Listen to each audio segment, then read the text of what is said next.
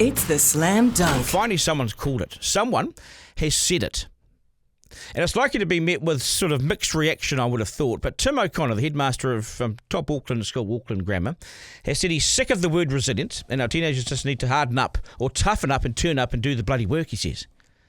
Now, this is in response to a school, Hagley High School in Christchurch, giving their students the option of working from home for up to 20 hours a week. So basically, they don't need to come to school for half the week. They go home, stay home, and what they'll do there is they'll do their classes via the internet.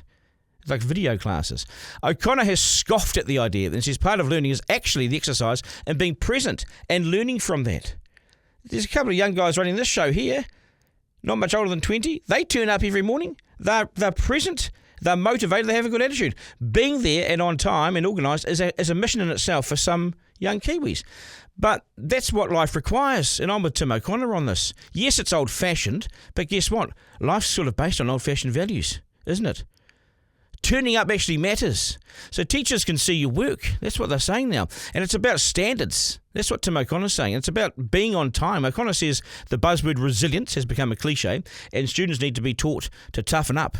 And that meant turning up, not working from home for half the week. Imagine if students get half the week to turn up from home. They'll be at home, all right? In his view, students need to show up to class 5 days a week, turning up at the right place at the right time, being professional and learning how to socialise with peers with life lessons everyone needs to learn, he says. If anxious students stay at home all the time rather than being given the tools to cope, our nation's in for a sad future, he said. This is what he said about resilience. How's this? I'm over resilience. I think resilience is now a cliche, and we actually need to be teaching them to be less fragile, says Tim O'Connor from Auckland Grammar. It does seem to me that society that we're living in today is readily accepting of every well-being measure possible. Why don't we just go back to the basics and say, hey, no, you need to be present.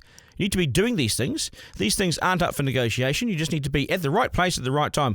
O'Connor says learning the routine of showing up was important in itself. And I don't think you can replace the face-to-face contact, says O'Connor. Good on him for saying this.